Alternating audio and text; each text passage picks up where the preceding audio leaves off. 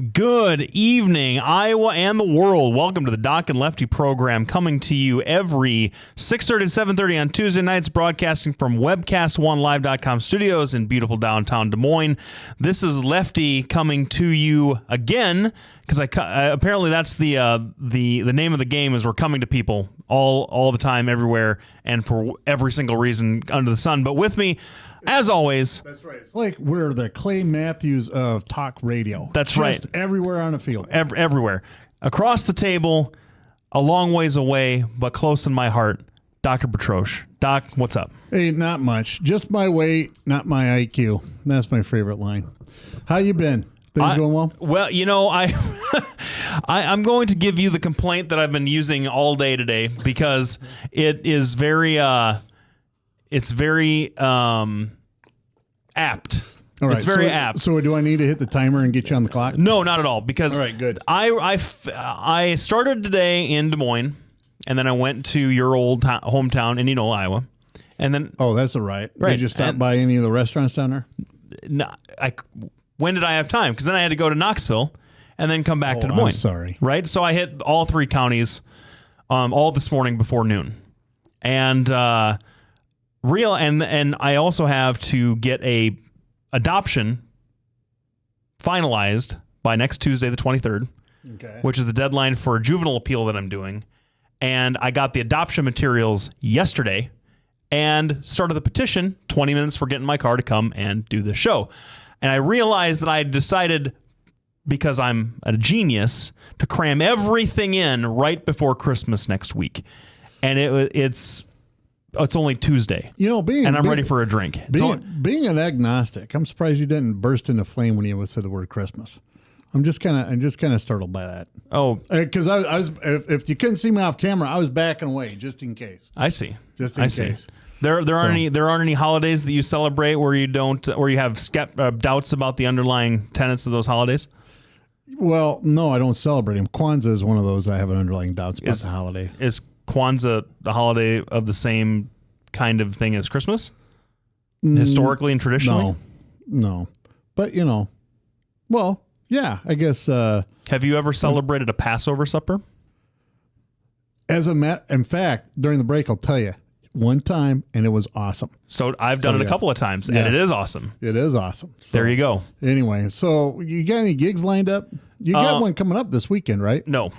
I thought that one fell through. Bummer. No, I've got a few of myself in the first part of January. The band is coming together, and we're starting to put more songs in the set list that are going to be cool. And really, and I got a couple other guys in the band and myself are starting to hit the pavement and figure out what we're doing in the spring and the summer, because our bass player is looking at having carpal tunnel surgery here after the first of the year. Oh, that's always bad. He's going to be down for a couple of weeks, and we've got a long-term plan, but nothing in the short term. Me in the short term, if that's good enough. All right, no, that's good.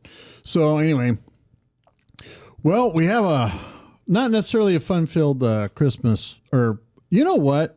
How about this for next week? I'm going to throw this out there to you. Mm-hmm. What about next week? We do a little bit of politics because we can't help it. But next week we're going to do a feel-good kind of thing. We're going to get some stories out there, feel-good stories, talk about some good things, maybe get a couple of musicians on, either some of your friends, some of Jen's friends, somebody, and we'll just do a nice Christmas show. Next week? Yeah. I don't have a problem with that. Yeah, then we'll just keep it Christmassy and nice, and you don't even have to believe in Christmas or God to be able to enjoy it.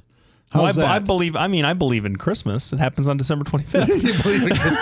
I believe in Christmas. What's there not to believe? You know what? I have. This is a great story. My son comes home from school. He had been going to St. Pius, and one of his friends, Little John, had told him.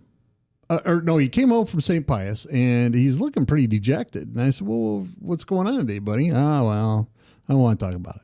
Well, no, tell me what's up. So I spent a little bit of time cajoling at him, and he says, well, you know my friend John? I said, yeah. He said, well, he told me there's no Santa Claus. And I said, he did? Well, yeah. Well, how does he know there's no Santa Claus? Well, he looks at me and he says, well, his older brother John said there's no Santa Claus. And he said that, it's just your mom and dad giving presents. So I looked at little Pat and I said, you know what? I feel bad for John. Well, why do you feel bad for John? And I said, because Santa Claus stops coming when you stop believing in him.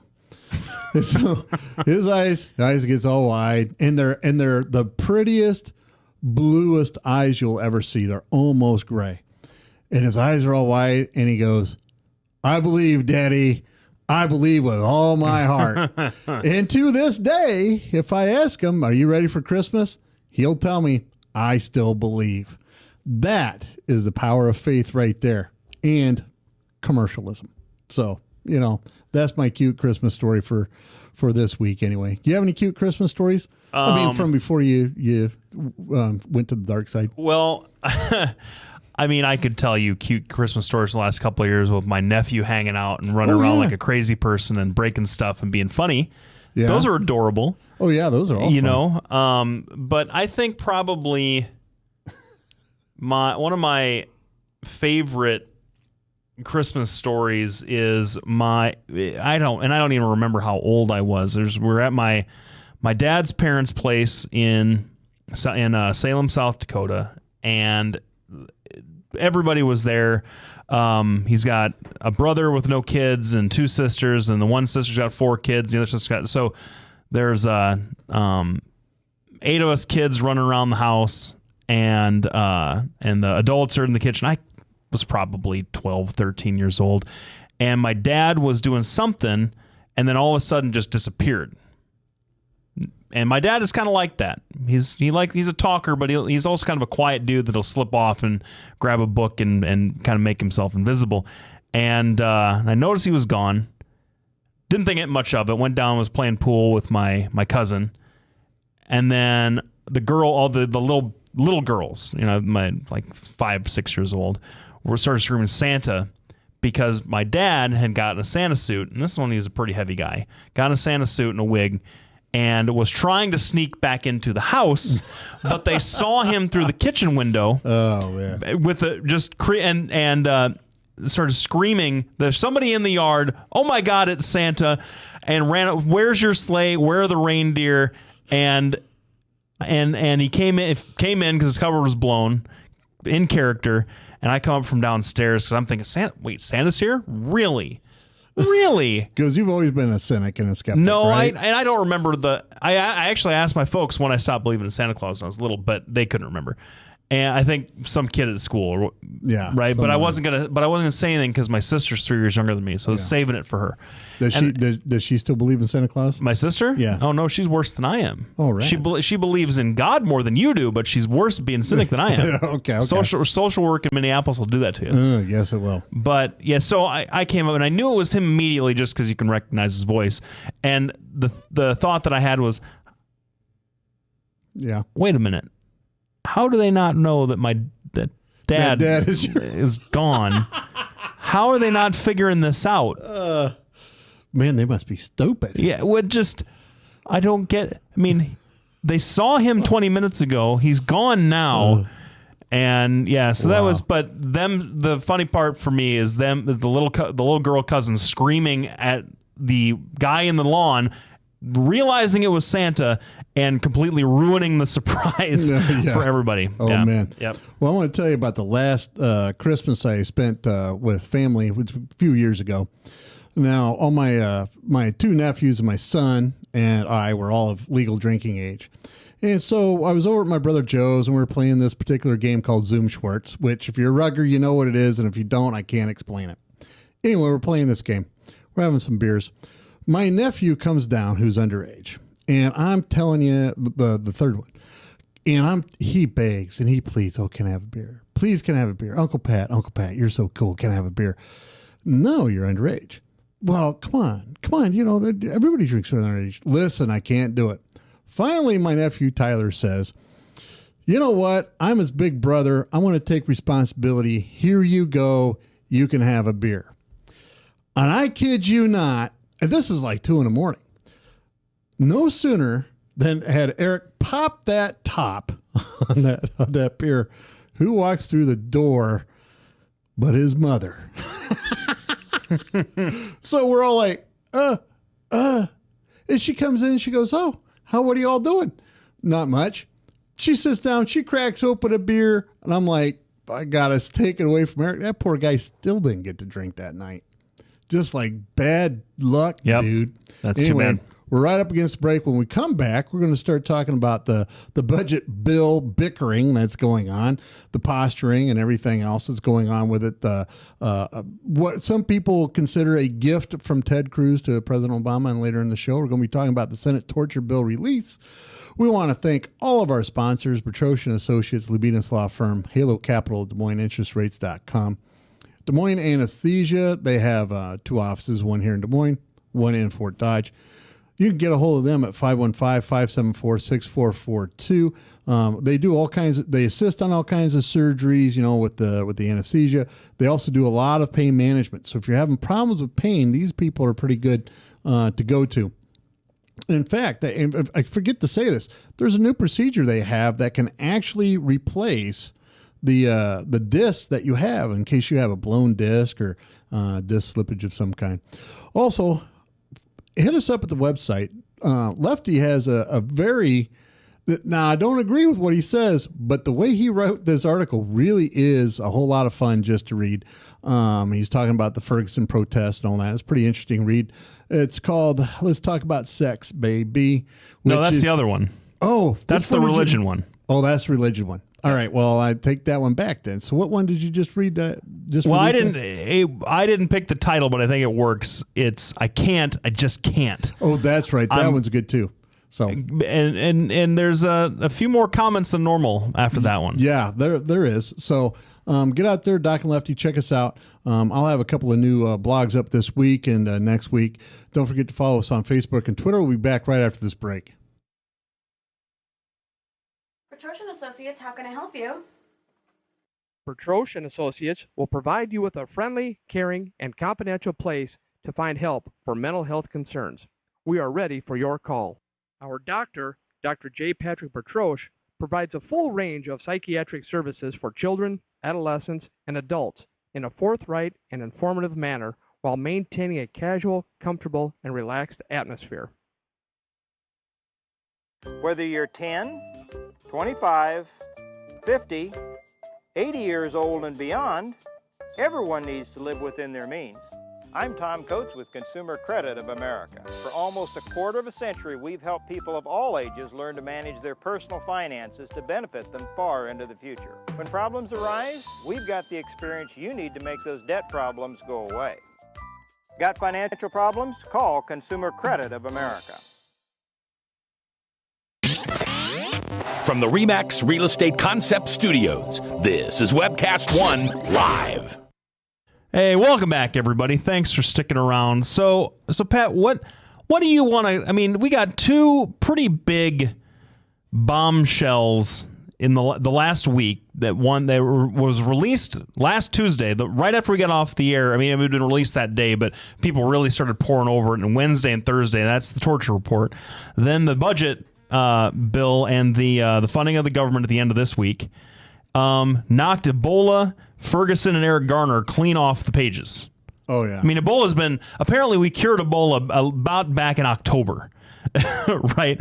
Or around November-ish, right around the election. Yes. But so which one of those 2 do you want to go with first? I think we go with the budget. You want to go with the budget? Yeah. All right. So because we are a country that seems to enjoy lurching from self-imposed disaster to self-imposed disaster and getting ourselves into a frothy, spitty mess about the whole thing every 6 to 9 months or so, we have another shutdown, had another shutdown crisis at the end of last week, where the government was scheduled to, I think on Thursday?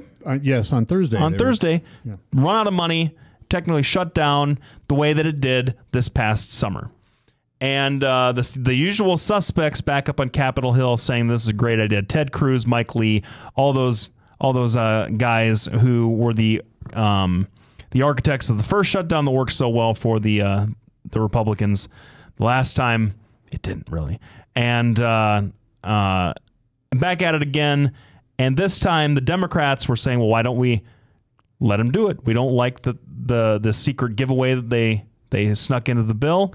Why don't we let him do it? And in typical Democratic fashion, 57 of them came along to bail out John Boehner and give him his bill to pass on to the Senate, which then Ted Cruz subsequently blocked Friday night.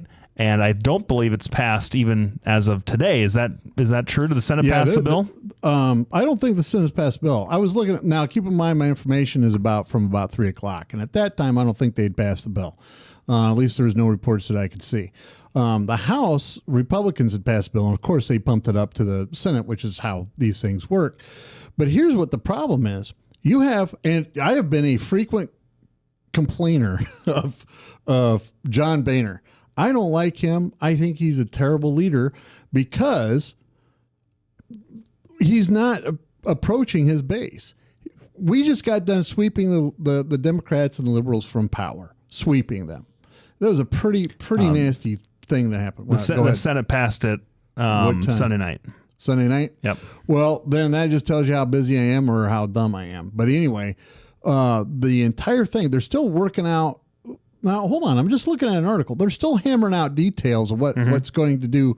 So everything, it's like they passed like a short-term measure, and now they're going to get us to tomorrow. Yes, and now they're banging it. There you go. Now I'm up. Now they're trying to hammer out other things. Well, the bottom line is here's something from my brother Joe that I think is pretty true. The government shuts down every weekend. Well, that's true.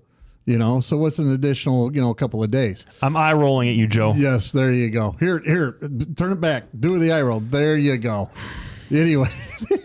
I know that's not what he meant.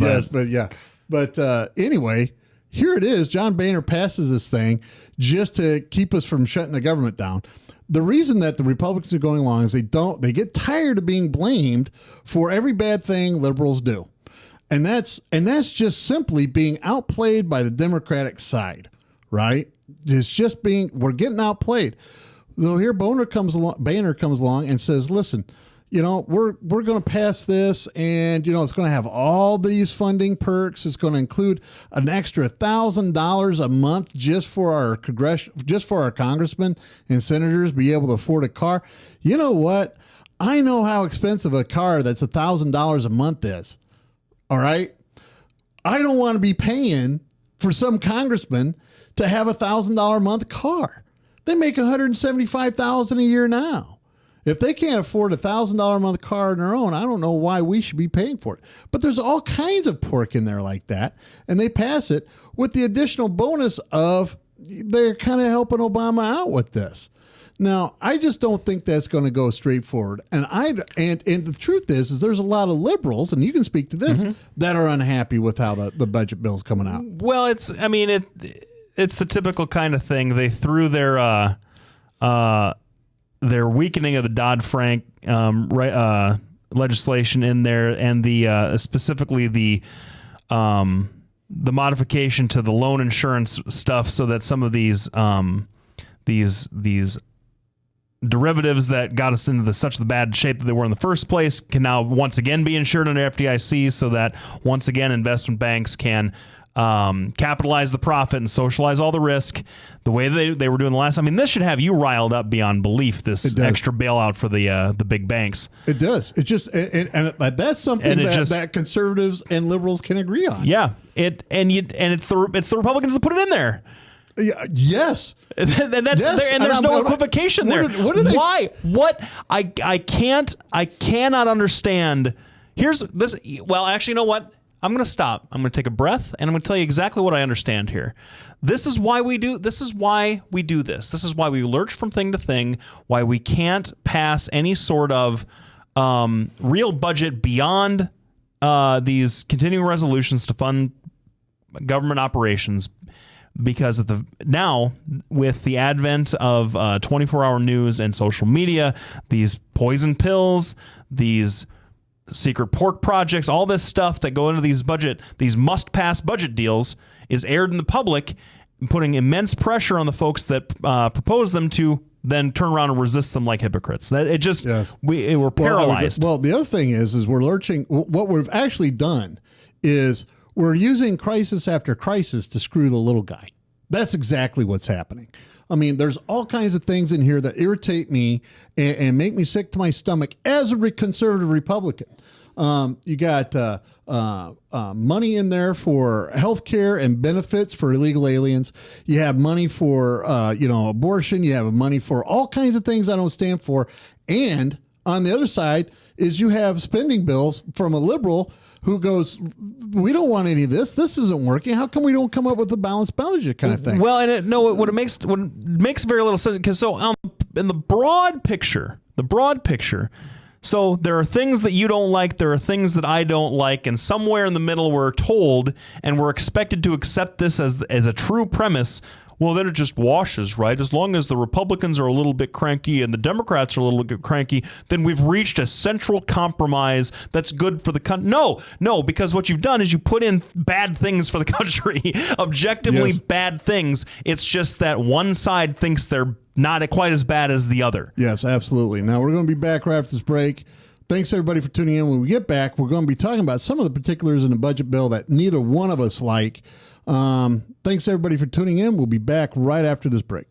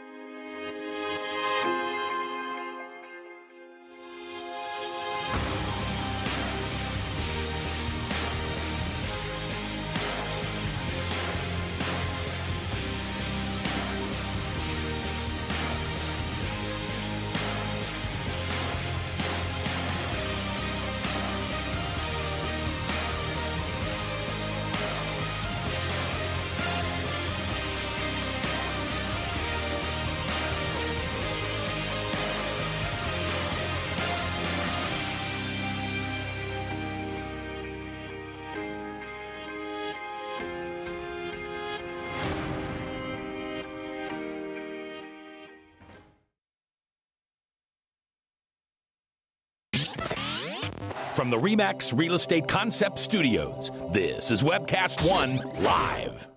Welcome back, everybody. This is a special Doc and Lefty pre-Christmas episode where we're doing, I don't know about you, and I don't know about your experience, we're doing an old Venus family tradition, which is the week before Christmas, are complaining about money.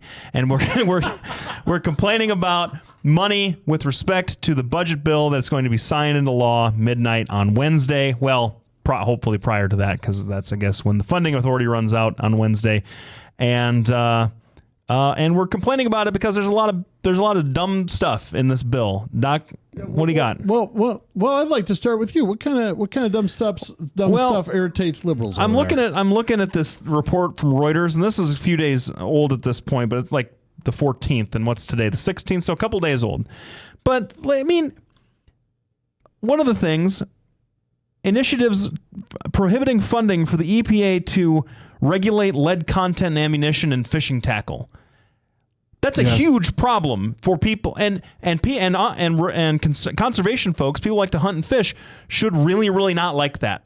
Really not like that, because lead content being found in wildlife, in fish, in rivers and streams, that is a problem.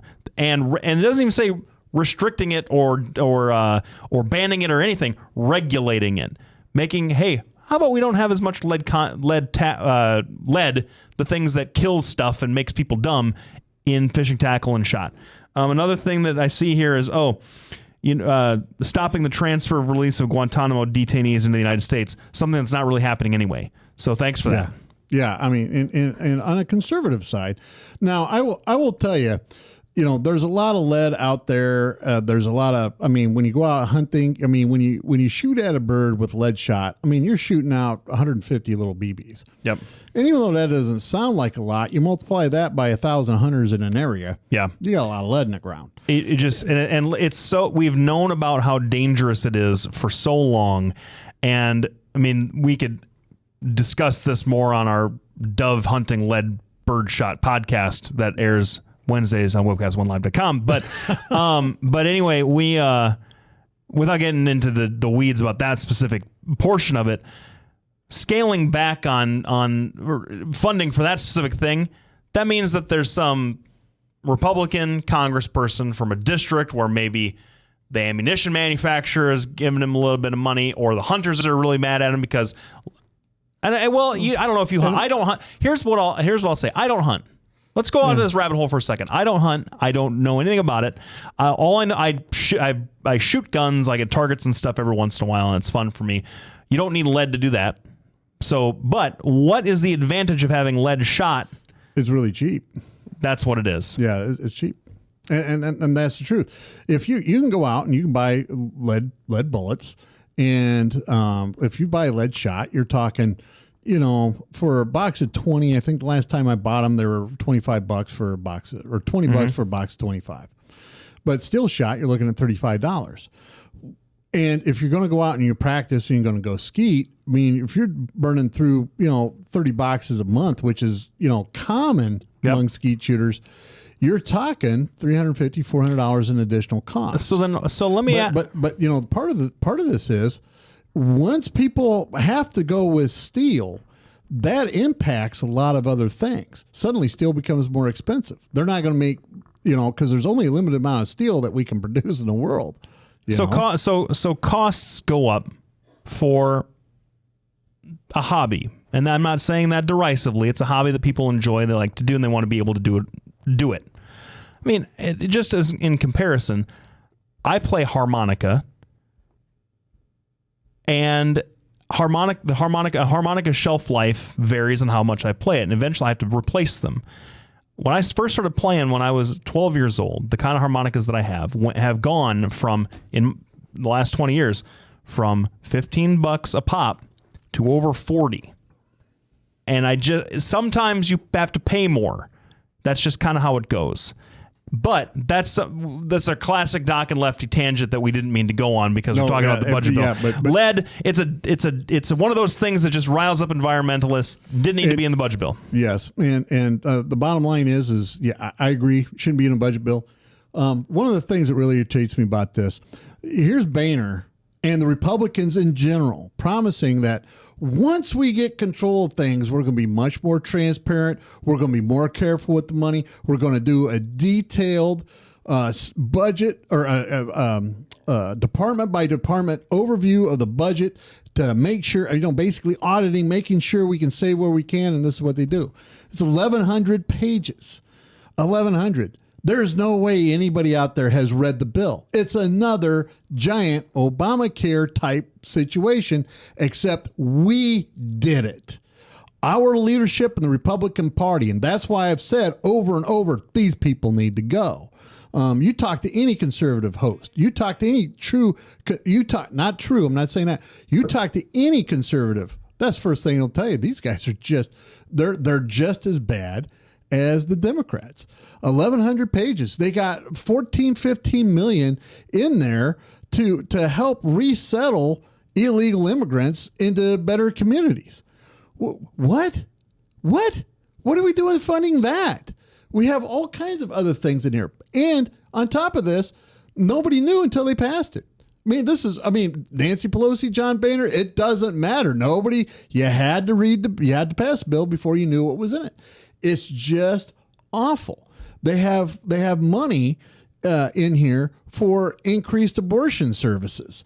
It's ludicrous that we've done this to our own party. This is going to come back to bite us in the butt in 2016 because all this bill is the same kind of bill we had before. Plus, there's money in there to fund Obama's immigration edict from on high. And so it's just like suddenly, it wasn't constitutional, but now through Boehner and Ted Cruz, now it is. Well, that's just ridiculous. What happened to not funding what President Obama had done with the executive order? But they did. So that brings us up to another break. If you want to participate in this discussion, give us a call, 515-244-0077. You know who we haven't heard from in a while? Who's that? Tim. Haven't heard from Tim in a while. We kind of miss him. He's working late at night. So yeah. Anyway, call up if you want to participate. You can give me a text. We'll be back right after this break. Thanks, everybody, for tuning in. We're going to finish up a little bit with the budget bill, and then we're going to go on to the torture report. Bertroche and Associates will provide you with a friendly, caring, and confidential place to find help for mental health concerns. We are ready for your call. We are proud to work with military personnel and their families. Our doctor, Dr. J. Patrick Bertroche, provides a full range of psychiatric services for children, adolescents, and adults in a forthright and informative manner while maintaining a casual, comfortable, and relaxed atmosphere. Our licensed mental health therapists provide individual counseling to children, adolescents, and adults, including couples and marital counseling. Visit our website at bertrocheandassociates.com for more information or call 515-334-9484. Our offices are located at 5525 Meredith Drive in Des Moines, just east of Skate North off Merle Hay Road. Isn't it time to talk to someone? Take care of yourself and your family. Contact Bertroche and Associates. Hey, welcome back, everybody. Thanks for sticking around for the second half hour of the show. And I had something that I was going to bump in. Oh, you know what? You know what, Doc? There's a group of people that we probably need to give a little bit of love to because we forgot to give them love at the end of the last segment. That's our social media people. Oh, Facebook, we forgot. Twitter.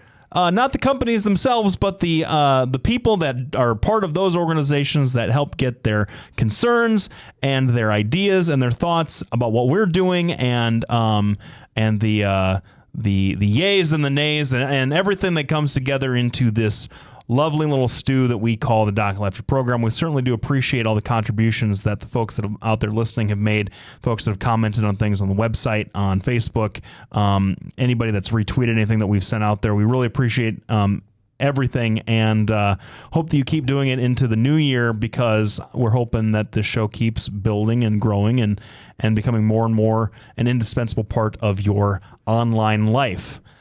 With that said, torture. Yes. It's torture to watch this? Ooh. Oh, I don't. Oh, what a terrible segue. Yeah, Maddie sure thinks it's torture. She sits back there like this. Oh my God, he's talking about me again. That fell like a lead shot out of a dove. Oh my God. Speaking, you know what? We need to get a harmonica lobby going for you. Reduce the. Yeah, Maddie agrees. I'd appreciate that. Yeah, send your money to Blake Lubinas. He'll accept. Pennies are fine. Send him a giant box of pennies. Yeah, and it all spends the same. So last week, the Senate Intelligence Committee released the executive summary of the much anticipated, much vaunted report on the detention and I don't anticipate whatever, some redundant whatever, and the detention and interrogation program from the CIA that was in existence from 2001, 2002 to 2009. And boy, I read the first it's just a bunch of findings, right? It's just finding after finding after finding. So I read the day that it came out, I read the first 30 pages of it. And then, I've been reading it slower and slower after that since then. But holy smokes, what a revelation. I mean, this is all stuff that we've known about for a long time, but seeing it in print and seeing it all in one spot like that. I mean, what are your thoughts on this whole thing? Well, I've said before, American lives are valuable.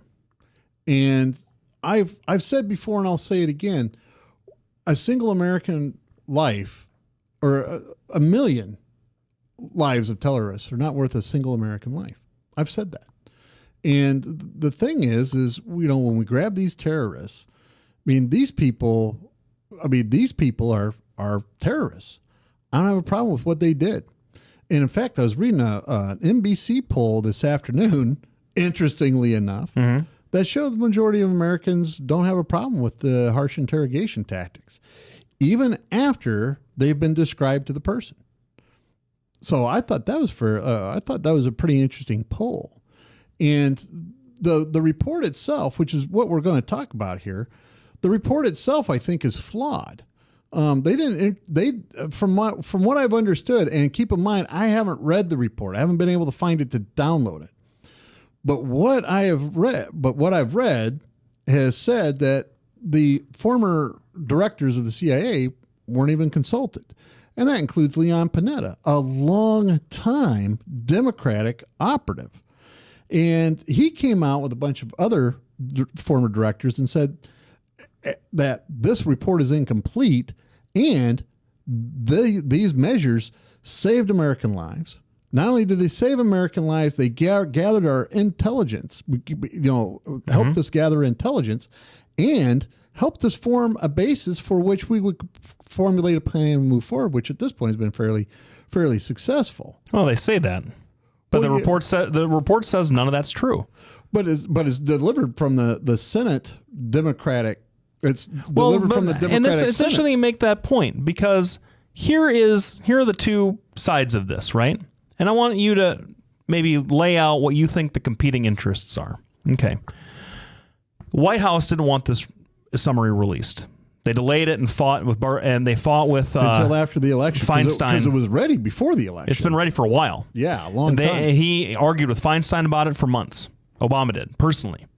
Didn't want it released, tried to slow play it. This is the White House that has routinely said, we did some bad stuff in the past that we're not going to do anymore, but those people that did it were sympathetic to the reasons why they were under. It's a different stress level, whatever.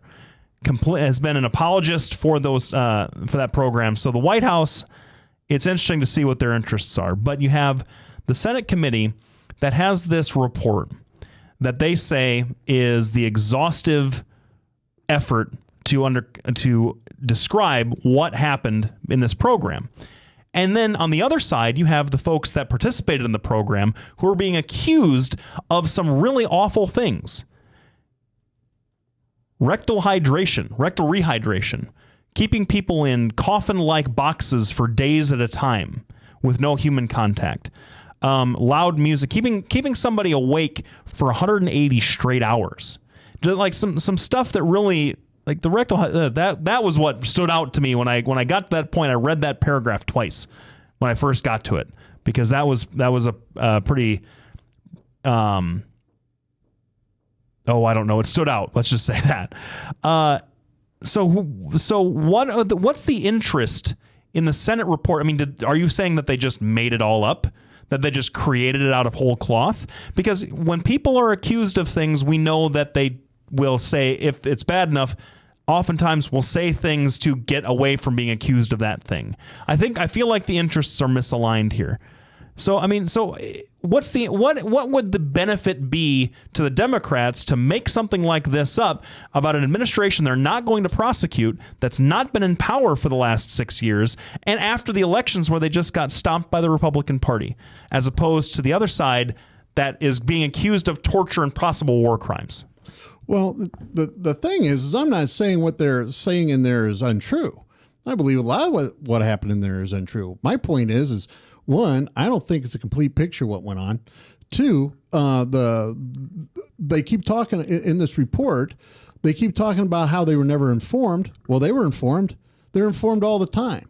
Now, if they understood or not is something else. But from everything that the CIA directors have said, they were always kept informed of this. Once again, the CIA in the report, the report says that the CIA routinely misled them or didn't. But none of the directors agree with that. There's a lot of people who disagree with that conclusion. There's a lot of the Leon Panetta is one of the people that have come out and said this report is incomplete at best and draws a lot of the wrong conclusions. The current CIA director, give me a second, I need my glasses, says specifically here, the CIA director, Brennan, also disagrees with the committee's inference that the agency systematically and intentionally misled each of these audiences on the effectiveness of the program. Mm-hmm. Well, there you go. You have the CIA director appointed by Obama going, yeah, this isn't right. That's what the problem with this report is. Now, keep in mind, Feinstein wanted to release this before the election.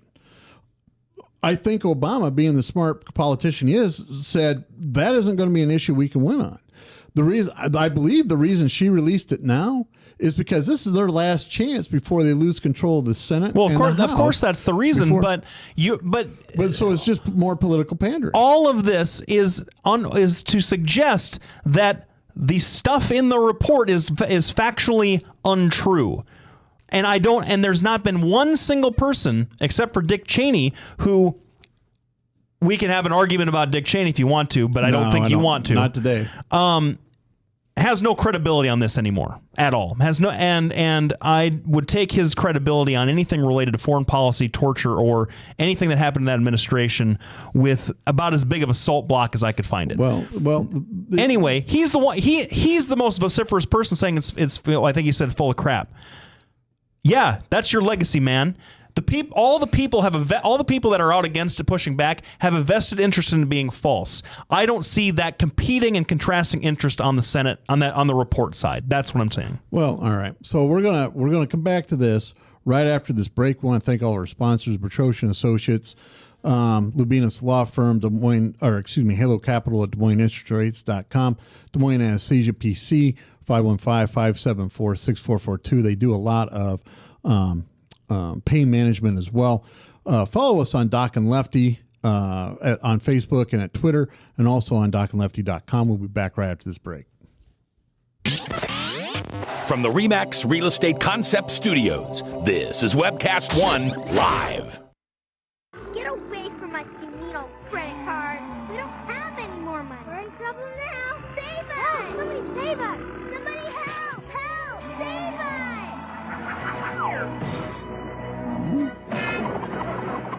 Hi, I'm Tom Coates from Consumer Credit of Des Moines. If your credit card's a little too animated, give us a call. Hooray! We're saved! Consumer Credit! You're our hero! If Tom Coates from Consumer Credit of America was your personal webmaster, Tom would filter out all bad debt emails. If Tom was your mailman, you'd never get any debt reduction junk mail. If Tom Coates was a lineman, he'd block any phone calls offering to reduce your credit card debt. Hi, I'm Tom Coates with Consumer Credit of America, and we're still your best choice for credit counseling. We're local, we're accountable, and we can do more. You make the call when the time's right for you. When it comes to competition, there really is none for Consumer Credit of America. Hey, welcome back, everybody. Thanks for sticking around. We're talking about the report on the detention interrogation program run by the CIA, being called the torture report by me. I'll just go out and say this. My outrage button on this particular topic is broken because I don't feel a lot of visceral outrage the way that you're seeing it with other people. Like Jon Stewart was pretty disgusted by the whole thing. I mean, a lot of the descriptions of the specific tactics that were done are pretty horrific, and there are child rapists in federal prisons right now that are being treated better than these guys, a lot of who were innocent, by the way, according to the report, gleaned from CIA intelligence documents, were treated. And so I just I have a hard time getting too worked up about a bunch for especially like Khalid Sheikh Mohammed, now Abu Zubaydah, on kind of a legal level. It's just like, well, that's pretty bad, but boy, I don't care too much about their feelings, I guess. But the question I put to you is, should we be doing this as a country? If it doesn't matter if it worked or not, should we be doing this? John McCain doesn't think we should be. Well, now keep in mind, John McCain, he suffered a lot. And I guess, one of the questions you were asking me before the break was, what good is it going to do the Democrats to release this? This is how I took that question. Well, the bottom line is Democrats love to smear George Bush. I mean, it's a national pastime for you guys. So that serves one purpose. The second purpose is this also helps undermine the Republicans that are going to be taking power. And the third thing is I'm not going to talk about John McCain because he's an American hero. But the problem is when you have people getting up there saying, well, geez, this is torture. John McCain was one of the people that was informed about these things. The bottom line is we're redefining what torture is. I'm just going to ask you a straightforward question here. I'm going to ask you a question. Yeah. Your lovely bride, soon to be bride, Megan, have you ever tickled her? I think so, yeah. All right.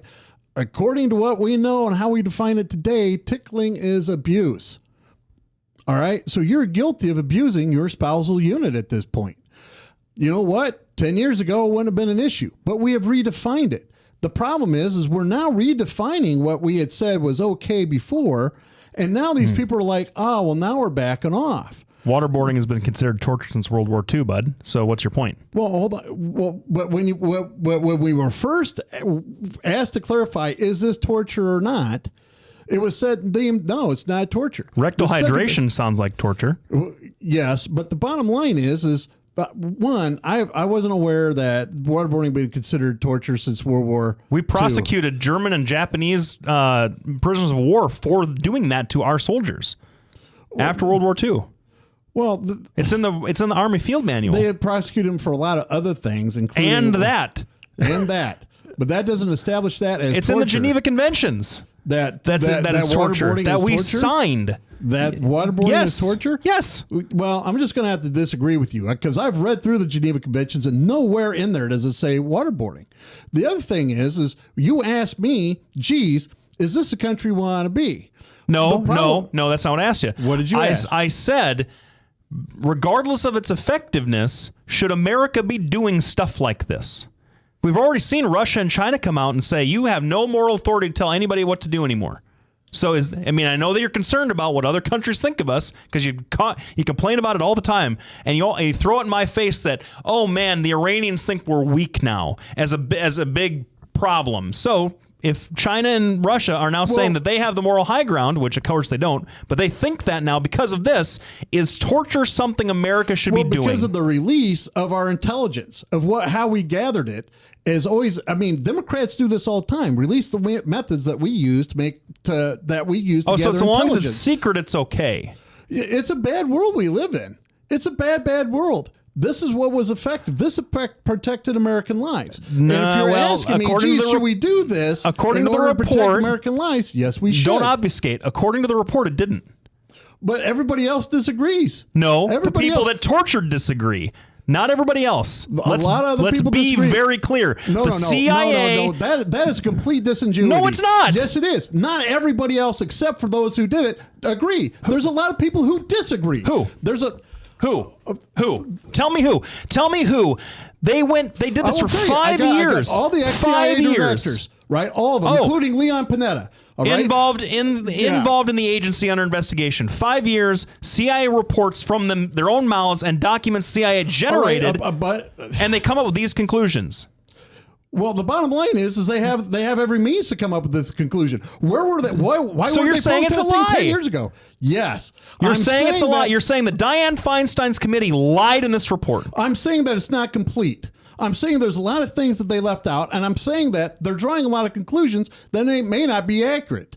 That's what I'm saying. And if you're sitting there saying, well, geez, name who they are, give me 20 minutes. I'll look it up on the internet. There's plenty of people out there who disagree with the release of this report. Your own president, for one. He doesn't disagree with the report. He just didn't want it released. Because he understands there's a lot more at stake than just political gamesmanship here. The bottom line is, this program protected American lives. If these senators had a problem with it, no evidence of that. They should have said something then. You had no. Well, they did. They did not. Yes, they've been working on this for 5 years. You have no. Quit. This didn't start 5 years ago. This started 12 years ago. The report. Well, and they said they weren't briefed on until 2006. You are making a declarative statement here of fact. You're saying that torture protected American lives and rendered useful intelligence. I'm saying, and a lot of people say that. I'm saying the Senate report says that neither of those two things happened, and you are citing no evidence that's credible. Dick Cheney's not credible on this. Well, the CIA is not credible on this. Just because you sit there and say they're not credible doesn't mean that they're not credible. Your simple declaration of that doesn't make it true. Our producer just told me to calm it down, so we're going to take a break. We'll be back right after this. Petrosh and Associates will provide you with a friendly, caring, and confidential place to find help for mental health concerns. We are ready for your call. We are proud to work with military personnel and their families.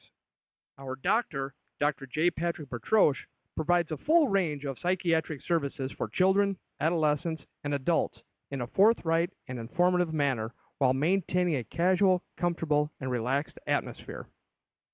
Our licensed mental health therapists provide individual counseling to children, adolescents, and adults, including couples and marital counseling. Visit our website at bertroshandassociates.com for more information or call 515-334-9484. Our offices are located at 5525 Meredith Drive in Des Moines, just east of Skate North off Merle Hay Road. Isn't it time to talk to someone? Take care of yourself and your family. Contact Bertrosh and Associates. Welcome back, everybody. Holy shit. We had a whole lot of text about that one. Well, that's okay because, like I said, I don't particularly care one way or the other about how these folks were treated on an individual level. But I hear from conservatives all the time about how great and perfect and wonderful and godly this nation is. And this is not the kind of actions that a perfect, wonderful, godly nation takes. And so I don't want to get into some kind of metaphysical religious conversation with anybody about this. All I'm saying, even how great America really is. Hey, man, I still live here. I'm not planning on moving anytime soon. I'm just saying that how can you hold in your head this shining city on the hill with what was revealed to be the shining city's sewer system in this report? I don't get it. I'll just tell you what I think. It just this argument that if we say, hey man, we don't really want our government torturing in our names, just so figure out another way to do it. What did Cheney say out that he wasn't going to give Abu Zubaydah a kiss or something? There's a long way between a kiss and rectal rehydration. There's a lot of room between those two bookends. And so, but for when I say that, the resistance I met, the response that is leveled at me is that I don't care about American lives and that I'm unpatriotic for having a critical view. And boy, that sounds familiar. That sounds a lot like 2001, 2002. Well, hold on. No, not you. I'm not talking about you. Right. I'm just making a broad statement about the tenor of this conversation, not you and I particularly. And so, because I can about imagine what your brother's texting you right now. No, actually, here. I'll show you. Tell you what Joe texted. It's all about the context, and I believe, and that was the point I was making. It's a lot about the context of the time when it went on, and then the other thing but that isn't drawing in. Droning torture. Well, because you and I agree on that. I think it is. I think it is, and I think that. And here's the other issue with Obama that I'm critical of with his position towards this report. Perfectly willing to call what the Bush administration did was torture. Fine, fair enough, President. I agree with you on that. But as far as we know, George Bush didn't order drone strikes against American citizens overseas. As far as we know, yes. He did not do that. Yeah. And you know what? But you know what George Bush did was sign the Patriot Act that allowed him that kind of authority that the Obama administration, because when you become the president, you are a partisan figure, but you're also trying to grab that executive power, trying to make that executive power. And we have talked about this. The next president that's elected in 2016, whether it's a Democrat or a Republican, will take it further. And maybe this is my own liberal conspiracy. I don't do this very often, but honestly, the framework is there. The ground has been laid. Unless the Congress of the United States, and to a lesser degree, the Supreme Court, stand up and tell these presidents, you have to rein it back in. You can't take these kind of actions or just name people enemy combatants or suspend due process for American citizens overseas that are engaged in terrorist acts against the country. We're going to see that kind of stuff come back home. It's a matter of time before we've had pretty good presidents with, as far as their moral character is concerned, I would say, in recent years. But that's not a rule. Well, I'm going to read a concern. I'm going to read a couple other responses we had. One person said, I think we need to bring back MK Ultra and use chemical means to interrogate. I don't know. I don't think we ought to bring back MK Ultra. I don't know what that is. It's a top secret CIA thing where they use chemicals. But would using chemicals be considered torture? It could. All right. So, and then another one from I don't even want to say who it was. Says, I think loud music and 180 hours without sleep and rectal hydration sounds like a party to me. So we have it from all over the board. So be my guest. Yes, absolutely. So the thing is in this context, it's obvious. Lefty and I are passionate about this, and sometimes it spills over into some shouting on the show. So I apologize for that. Hopefully our sound mixer kind of toned us down. But today there was an attack on a school in Pakistan that killed 132, 140 children. Mm-hmm. They took the school hostage. What if they had been able to, what if through the use of waterboarding, which is torture, what if through the use of that, it would have prevented this attack? Would have been worth it then?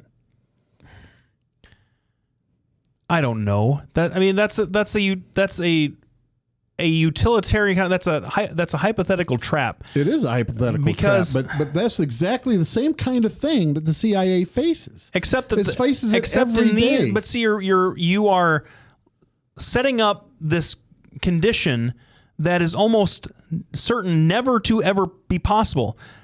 Abu Zubaydah, Khalid Sheikh Mohammed, right? Zubaydah, ticking time bomb. He was the guy. They didn't say who he was, but he was the guy that had the information we needed about dirty bombs and the rest of it, right? You know what they did? When the CIA came in, they put him in solitary for 47 days before they asked him a question. How urgent was that need to interrogate him if they were willing to put him in solitary? Obviously that was a long fuse on that bomb, sir. And so, but it's not just the one bomb that they were after. They were after the entire network. And when you talk about, this so they had time. This is a crucial point. They were saying that they had to torture. It's called preparation. They had to torture because it was a very, very narrow time that they had to deal with here. The ticking time bomb. If we know this bomb is going to go off in 10 minutes, we're going to torture the crap out of that guy to find the bomb. Well, that's not the case. It's almost never the case. But the problem with what you've just said is they're trying to put together the entire network. They're trying to figure out how these people think so they can anticipate. They weren't cooperating. The other thing is about this attack in Pakistan. You said, geez, this is something, it's a trap. Yeah, it is. I freely admit it. But it's a trap that our CIA and intelligence people have to go through. And this damages their ability to do that. Number two, they've been doing it for years without torturing. Doing it for years without torturing. And look, and 9/11 happened. Yeah, but there wasn't a 9/11 25 years, 30 years before. There were plenty of attacks. They had several attacks. Not like 9/11.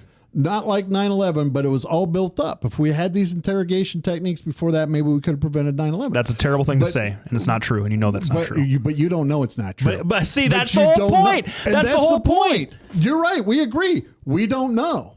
We don't know. So maybe we err on not torturing people. If we don't know. Because we've already tried it that way. We got 9/11. That's pretty simple. They're not linked. How can they are linked. Folks, they are linked. He's making an irresponsible irresponsibility. Irresponsible You're comment. Sitting here saying that an attack like that happened in Pakistan is something that's not likely to occur. It is likely to occur. There's Beslan, that was likely to occur. You just said if we had been torturing people, we wouldn't have 9/11. There are no evidence to support that. It's irresponsible. But there's no evidence to say not torturing would have prevented it. But we didn't torture and it didn't happen. But the thing is we weren't torturing and that's my point. We weren't torturing and it happened. So we know that not torturing can lead to things like that. That's the absolute what Doc truth. is saying is that's the absolute truth. What Doc is saying is that this phone right here prevents tiger attacks because I've had this phone this whole time. We haven't had a tiger attacks in the studio. That's the argument you're making. Disingenuous. No, that's exactly the argument you're making. No, it isn't. Run back the tape, watch it, and see for yourself. You're a smart guy. You'll figure it out. I'll see it. But the bottom line is you're saying, geez, if we don't torture things, bad things won't happen. No. Well, the bottom line is bad things did happen. I'm saying that we can figure out bad things without torturing. The thing is, the bottom line is we already tried it your way. And it didn't work all that well. We tried it this way. We prevented a lot of attacks. So say that's what a lot of people say. But that's okay. But wait, I do have evidence. Simply because you say, geez, nope, it's not. I'm not saying it. The Senate report said it. The Senate report said it. But no The CIA Republicans signed lied. on. It wasn't a bipartisan bill. You don't see the Republicans going, hey, yeah, we will all agree with this. You don't see a single Republican saying that. And when I sit there and say, geez, the people that are in the know disagree with it, you go, well, they don't have any standing. They're not worth listening to. That's what you're saying. Because they're the ones that lose if it's true. Well, who loses if the Senate report is false? Nobody. All you've done is besmirch everybody in our system. And Feinstein doesn't run any risk. Wait, hold on. So that makes it more legitimate? If nobody loses if it's false, but a lot of people lose if it's true. The Democrats don't lose if it's false. No, the that's not what Democrats it have said. nothing to lose by releasing this report. If people lose if it's true. All they get to do is besmirch the Republicans. If now people we're up lose against if our it's time, true. we're going to have to go. Lefty and I, trust me, we're going to be having this. We're going to have to come back and visit this after Christmas because next week's supposed to be a nice show. Yep. I'm glad we got this out of the way Well, early. we certainly didn't want to talk about, what our government was committing war crimes in our name over Christmas. That'd be pretty terrible. Yeah. All right. Well, we'll be back next week. Thanks everybody for tuning in. I can feel my ears are red. I can actually see my cheeks red on the thing. People, if you ever want to know what a red face means, here, flick right over to Lefty there. No, you can't quite see it. I feel like I'm pretty good. Oh, yeah. I can't quite see it, but he's flushed. Anyway, we'll be back next week. Thanks, everybody, for tuning in. I want to thank all of our sponsors, Bertosha & Associates, Lubinas Law Firm, DesMoinesInterestsRates.com. That's Halo Capital. Des Moines Anesthesia PC at 515-574-6442. Follow us on Facebook and Twitter at Doc and Lefty, and go hit our blogs, docandlefty.com. We'll be back next week. Thanks, everybody, for tuning in.